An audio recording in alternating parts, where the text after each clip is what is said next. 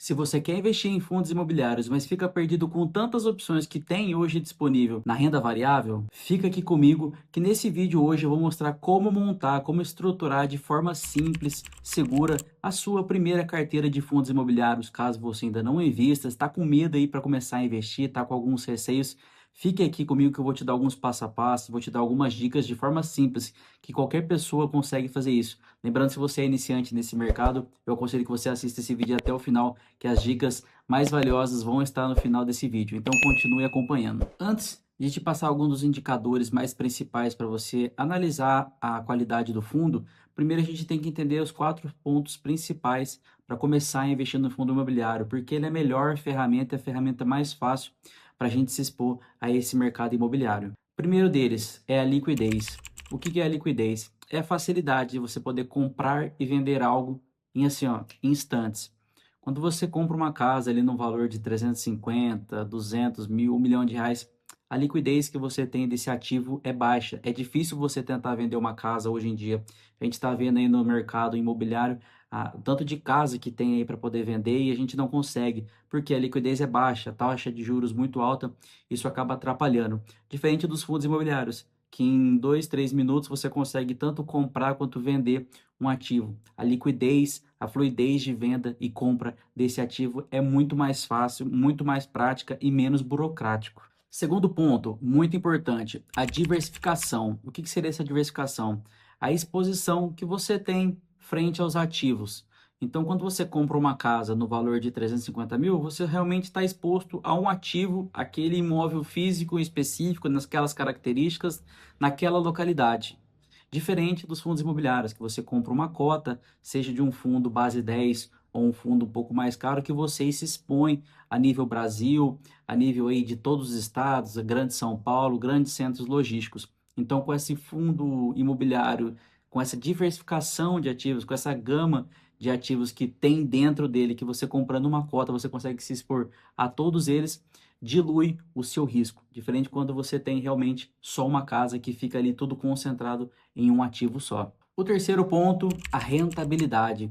Nos fundos imobiliários, a gente consegue ganhar dinheiro de duas formas. A primeira, que não é exatamente o foco dos fundos imobiliários, que é a valorização da cota. Os ativos de fundos imobiliários, de tijolos, ainda conta ali com aquela valorização por conta do seu imóvel, né, do seu valor patrimonial. Aquele imóvel que o fundo tem, ele acaba assim valorizando com o tempo, igual a sua casa, igual o empreendimento que você tem ali que acaba valorizando. Mas acaba que isso não passa muito na cota. Você realmente vai ver que a cota sua vai valorizar um pouco, mas ali coisa pouca, diferente das ações, que às vezes você compra uma ação a R$ 5 e essa valorização chega a R$ 50, essas valorizações extremas. Não acontece isso nos fundos imobiliários. Ele vai ter uma pequena valorização. E o segundo ponto importante aí da rentabilidade é os dividendos, os proventos que são pagos aí pelos fundos imobiliários. Os fundos imobiliários, caso você não saiba, ele tem que distribuir a cada 6 meses 95% dos seus lucros, que são as receitas que ele recebe. Então, os aluguéis que ele recebe durante esse período de 6 meses, ele tem que distribuir 95% dessa receita. Os fundos imobiliários atualmente no Brasil distribuem esse valor mês a mês, então ele não acumula isso e distribui só daqui 6 meses. Ele vai diluindo isso ao decorrer dos meses. Então, alguns meses acaba que tem um pouco mais, um pouco menos, mas tem essa flexibilidade ali do pagamento mensal, esse fluxo de caixa recorrente, que é algo muito importante, muito bom para a gente que faz os aportes, né? Que investe ali todo mês. Lembrando que ele distribui na proporção de que você tem de cota. Então, se você tem uma cota, ele vai distribuir aquela porcentagem referente à cota. Quanto mais cotas você tiver, mais você recebe de dividendo. E o mais interessante disso, pessoal, é que esses dividendos, esse dinheiro que cai nessa conta, ele cai livre de impostos. Você não tem que pagar nada, você não tem custo nenhum com ele. Você fica discricionário da sua parte. Seja você querer reinvestir no mesmo fundo, caso você queira retirar esse dinheiro e gastar com coisas particulares suas, como se você fosse tirar uma renda extra, que muita gente faz isso, investir numa ação, comprar alguma criptomoeda, fica discricionário. Você não precisa ficar travado realmente em investir no mesmo fundo. Aquele dinheiro cai na sua conta todo santo mês, sem erro, se o fundo for bom, claro, e você utiliza ele da forma que você quiser. E o melhor de tudo, sem pagar nada de imposto sobre isso. E o último ponto é começar com pouco. O custo baixo ali de poder comprar esse fundo. Hoje, os fundos imobiliários estão cada vez mais ficando acessível a nós, pessoas físicas, para poder comprar, diferente de antigamente, que uma cota de fundo imobiliário custava R$ 1.000. Esses valores foram desdobrando e hoje acaba que você consegue comprar cotas aí com 9, R$ 10. Então ficou muito mais atrativo, muito mais fácil. Lembrando que você não precisa comprar realmente um prédio para você se expor a esse mercado. Você compra uma cota que tem vários e vários prédios em vários lugares no Brasil, se expondo a essa gama de mercado, sem dor de cabeça, de uma forma muito mais prática. Você só estuda ali um pouco do fundo, que é algumas dicas que eu vou dar para vocês daqui a pouco. Então, com essas informações, você já consegue comprar esses fundos base 10, que a gente chama que são os fundos mais baratos, que você pode começar a investir. Às vezes você está um pouco com medo de comprar alguns fundos um pouco mais caros. Comece com eles, compre algumas cotas, vai entendendo, que vocês vão ver que é muito simples. Tá, Gabriel, eu entendi então que nós temos esses 4 pontos da liquidez, a diversificação, rentabilidade, essa acessibilidade aí de comprar cotas mais baratas. Só que eu vejo que às vezes quando eu vou lá comprar o fundo, tem um fundo de tijolo, um fundo de papel. O que que é esse papel, esse tijolo? Como que é que funciona isso? Você está com dúvida realmente no que é essas tipificações? Vou explicar brevemente aqui só para vocês entenderem. Os fundos de tijolos realmente são tijolos, pessoal, são construções. Então, quando você está na rodovia e vê aqueles galpões logísticos na beira da pista, aquilo é um galpão logístico, é um fundo imobiliário de tijolo no segmento de logístico. Então, quando você vê um prédio, é uma área comercial, aquele prédio é um fundo imobiliário de tijolo, de lajes corporativas, aquelas lojas que vocês veem em grandes cidades, que a gente também chama de renda urbana aqui nos fundos imobiliários, bem como os fundos imobiliários de shopping, que é os shoppings aí que tem na sua cidade, na sua região. Realmente são estruturas físicas, né? Algo tangível que você consegue ir lá ver presencialmente. Explicando bem brevemente como funciona essa questão do fundo imobiliário. A gente, com dinheiro nosso, a gente vai lá, compra uma cota de um fundo e nesse fundo tem um gestor, ele que administra esse fundo. Então, se a gente está falando de um fundo imobiliário de tijolo, esse gestor, né, uma pessoa capacitada, ele pega esse dinheiro com alguns critérios ali, ele vai e compra, se é do segmento do setor logístico, ele vai lá e compra galpões logísticos. Então, com aquele dinheiro nosso, ele vai e pega e compra esse galpão logístico, pega e compra esse shopping, essas lojas aí na nossa cidade que você vê às vezes no centro, que é denominadas de renda urbana, ou propriamente parte de prédios, ou um prédio completamente ali na parte de lajes corporativas. Então é ele que administra isso. Por isso que às vezes a gente vai ver ele durante o relatório que tem uma taxa de gestão. É esse gestor, é ele que controla essa compra e venda de ativos. E nós temos também os fundos imobiliários de papel. Hoje aqui eu vou comentar só do CRI, mas também que nós temos o CRA, que é o Certificado de Recebíveis do Agronegócio. É algo mais destinado ali, né, específico do agronegócio. O CRI, que é o Certificado de Recebíveis Imobiliários, é a mesma sistemática ali quase do fundo de tijolo. Ele também se expõe ao mercado imobiliário, mas de uma outra forma. O gestor, quando ele capta esse dinheiro nosso, cotista, ele não vai lá e compra um prédio. Ele não faz esse tipo de investimento físico. Ele pega esse dinheiro via ali securitizadoras que estruturam ali, né, esse dinheiro do fundo e empresta para empresas que constroem. Então ele empresta uma dívida, vamos dizer assim, de uma forma mais simples, né? Então é algo um pouco mais arriscado, porque ali agora a gente está lidando com devedores, né? Eu vou mostrar para vocês alguns indicadores para a gente avaliar a saúde ali do fundo, para ver se não tem nenhum risco do devedor não pagar, às vezes uma alta exposição. Mas de forma prática é isso. O gestor com o dinheiro ele vai e empresta para pessoas do setor, né? Para empresas do setor imobiliário, para construir prédios, shoppings, galpão logístico, tudo ali referente ao ambiente imobiliário. Hoje, como que eu montaria, como que eu dou essa dica para vocês montarem a sua carteira de fundos imobiliários? O que eu aconselho, por conta de risco, é vocês não terem tanta exposição nos fundos imobiliários de papel. É algo um pouco mais complexo, é algo um pouco que demanda um pouco mais de estudo. Não que os fundos imobiliários de tijolos vocês podem comprar à revelia e sem estudo nenhum, mas essa exposição ao papel, por conta de devedores ali que o fundo pode sofrer com alguma inadimplência, então pode ser algo que balance um pouco ali com o seu emocional. Então o que que eu aconselho hoje? Que você invista 70%, né, do seu portfólio ali em fundos imobiliários de tijolos, que te traz uma segurança um pouco maior no setor logístico, algo um pouco mais robusto, que já se provou ao longo do tempo. Hoje em dia, com e-commerce, com várias empresas ali que dependem do setor logístico no Brasil, então são empresas, são fundos muito bons. Então eu aconselho que você invista ali 70% do seu portfólio nesses fundos imobiliários de tijolos e os outros 30% na parte de fundos imobiliários de papel, para você se expor sim a uma parte ali do seu portfólio que tem um pouco mais de risco, que traga um pouco mais de rentabilidade, né, um pouco mais de lucro, mas sem prejudicar ali muito. Bom, pessoal, agora eu vou mostrar para vocês os dois fundos imobiliários que eu peguei aqui para apresentar para vocês. Um é o BTLG da BTG Pactual e o outro é o Vigir da Valora, que é o Vigir é um fundo imobiliário de papel e o BTLG é do setor logístico. Então são os dois fundos que eu comentei com vocês nos dois setores. Vocês vão ver um pouco da diferença. Primeiramente, o que que eu olho na questão aqui dos fundos de tijolos de logísticas? Lembrando aqui que o BTLG, atualmente aqui na gravação do vídeo, está esse valor de 101,49, pagando um dividend yield aí nos últimos 12 meses de 9,35. Primeira coisa que eu olho, PVP, como a parte de logística tem imóveis, então se ele está com esse desconto aqui, parece que é pouco, mas tem um desconto em cima dessa cota, então quer dizer que sobre o valor patrimonial, né, o PVP é o valor de mercado sobre o valor patrimonial. Então quer dizer que essa cota ela está abaixo do que realmente ela deveria custar. Então você está comprando realmente com desconto. Então é uma oportunidade de entrar no fundo com esse breve desconto. Atualmente o BTLG está numa valorização aqui do último ano de 18%. Igual eu comentei com vocês que tem a valorização da cota, né?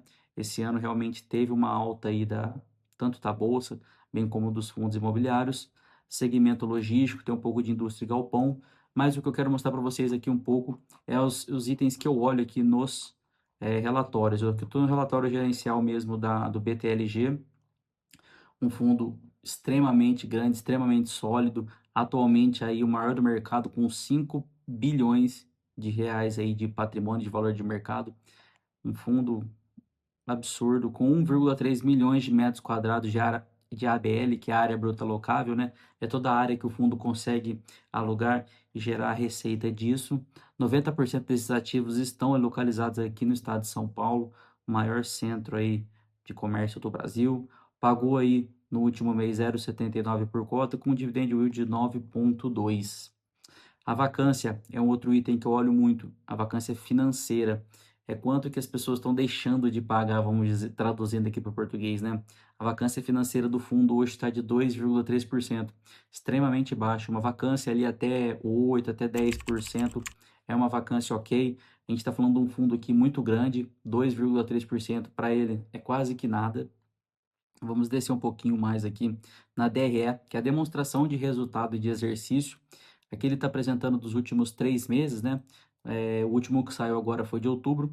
Para vocês terem uma noção, o fundo arrecadou 31 milhões de reais de receita, que são os aluguéis que o fundo recebeu. Aqui alguns descontos, né? Que ele deu ali, às vezes, um inquilino novo, ele dá esse desconto para poder ficar um pouco mais atrativo. Algumas despesas operacionais com comissões de vendas.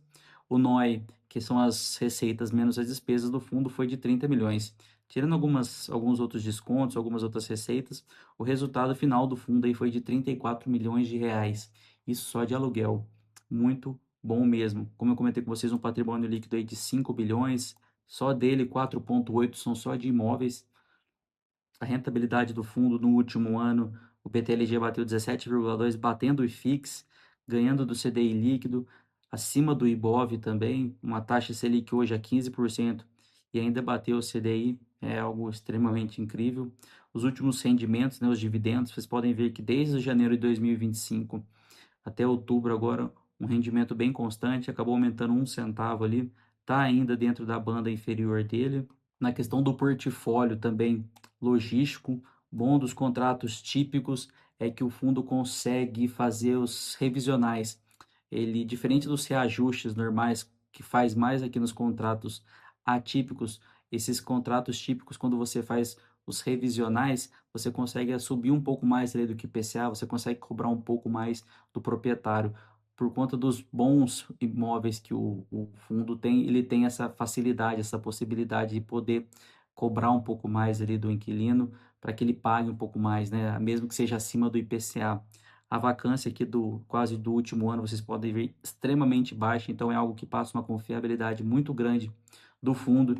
Você pode ver que você está expondo aqui ao supermercado Açaí, Unilever, própria Amazon, bem diluído aqui, não tem nada muito concentrado em nenhum locatário, então isso é muito interessante também.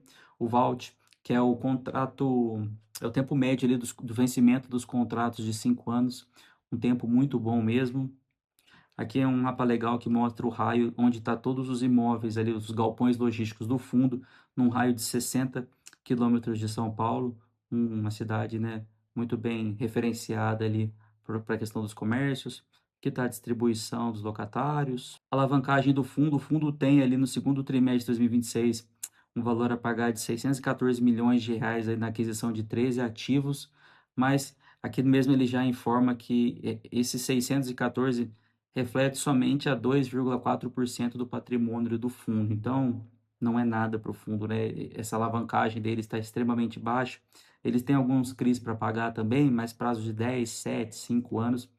É algo que, sim, basicamente é isso que eu olho um pouco aqui nos fundos de tijolo para você ter uma base. Lógico, pessoal, isso aqui com o tempo a gente vai estudando, a gente vai entendendo mais, mas eu olho nesse formato com esses indicadores mais simples aqui para ver a saúde financeira ali do fundo. Agora a gente vai dar uma olhada aqui no Vigir 11, atualmente uma cota aí na base 10, custando 9,60, um dividend yield de 15,34. Aqui está um pulo do gato. Quando você for comprar um fundo imobiliário de papel, ele tem que estar no mínimo rendendo mais do que o Tesouro Direto, que você está emprestando esse dinheiro para o governo. Você emprestando esse dinheiro para o governo, você tem mais segurança, mais tranquilidade. Você sabe ali que, independente do que aconteça, o governo ele tem a máquina de imprimir dinheiro, então ele vai conseguir te pagar. Então, para que você invista num fundo imobiliário de papel, ele tem que sim pagar mais. Hoje, se você entrar aqui no site do Tesouro Direto, sempre quando você for olhar um fundo imobiliário de papel, sempre entre e analise o Tesouro IPCA mais 2029, esse de menor prazo. Hoje o IPCA, somando aqui com o rendimento anual, está dando mais ou menos ali 12, 13%. Então, um fundo imobiliário pagando mais que isso aqui, igual ele está pagando 15,34%, é um rendimento bom, é um retorno muito bom que você tem frente ao risco ali do fundo. Um PVP também descontado de 0,98, uma qualidade aí do fundo muito boa. Investe, como eu comentei com vocês, em CRI, que são certificados de recebíveis imobiliários, então ele empresta esse dinheiro para as empresas, né, para as incorporadoras ali construírem, referente sempre ao setor imobiliário. Descendo aqui um pouco no relatório do Vigir, a gente está olhando aqui o Vigir 11, as receitas. O fundo, ele não recebe aluguéis, porque ele não tem prédios, ele recebe os juros. Quando ele empresta aqueles, vamos pôr, por exemplo, 1 milhão de reais, e ele recebe 1,2 milhão de volta, aquele 1 milhão volta para o caixa dele normal. O que ele ganha de lucro é esses 200 mil que fez a mais, que é, assim, são os juros. Esses juros que é o que ele distribui para a gente. Então, os juros, correção monetária, algumas negociações, tirando as despesas, o resultado do fundo aqui de novembro foi de 20 milhões e distribuiu 18 milhões. Essa diferença aqui é porque ele quis manter essa distribuição de 0,13, então ele acaba retendo um pouco desse lucro para, às vezes, algum mês que não vai tão bem, ele pega esse caixa e distribui futuramente. Um dividend yield aí mais ou menos de CDI, baseado, né, em novembro aqui de 2025, um CDI mais 3,88, um rendimento muito bom ali de dividend yield. Um dos itens importantíssimos ao olhar aqui o fundos imobiliários de papel é a carteira de ativos. É para aqui são todos os devedores do fundo.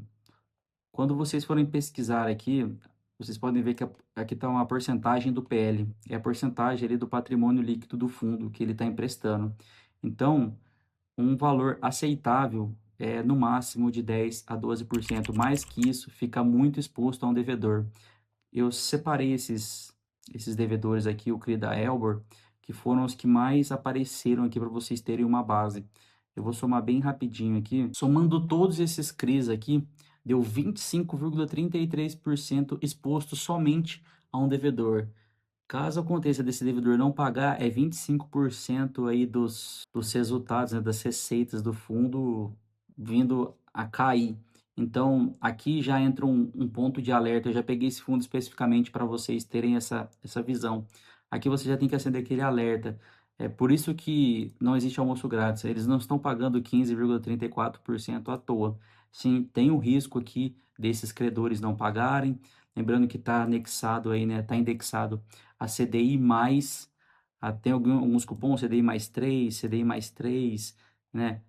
Atualmente a taxa Selic ali está 15%, o CDI está 14,9%, então a gente está pagando uma taxa de 17% mais ou menos, né, desses empréstimos, em que vocês podem ver o valor: 80 milhões, 70 milhões, 72 milhões, 49 milhões, então são valores extremamente altos que, caso a Helbor não venha pagar, né, não venha quitar com as suas obrigações, o fundo sim vai sentir, vai sofrer. Essa exposição aumentou muito comparado com as dos meses anteriores, que eu estava olhando, que estava 18%, aqui atualmente aí com 25%. É uma exposição que eu acho arriscado. Eu não invisto nesse fundo, trouxe ele somente para que vocês vissem, né, para mim poder mostrar para vocês esses riscos, para vocês avaliarem quando for entrar aqui no fundo. Vou dar um macete aqui: vocês clicam Ctrl F e digita aqui o nome do credor que mais aparece. Então vocês digitando aqui, ó, Elbor. Vocês vão clicando, vai descendo aqui, vocês vão vendo que vai aparecendo todos os devedores. A gente vê um outro aqui da Tecnisa, vamos ver se aparece mais. Tecnisa aqui tem a primeira que está 6,8, somente essa exposição à Tecnisa. Depois está bem diluído aqui entre os outros ativos aqui, né, entre os outros devedores. Então, essa alta exposição aí de mais de 10, 15%, eu já fico com o pé atrás para investir nesse fundo. O Vigir está exposto ali, né? Está indexado ao seu fundo ali a CDI, então valor bem alto, por isso que ele valorizou também ali. Ainda está um pouco descontado referente aos outros fundos imobiliários ali que estão indexados ao CDI por conta da alta taxa Selic. Ele ainda está com desconto, mas como eu comentei com vocês, tem esse risco. Um outro indicador importante aí para se olhar é o LTV.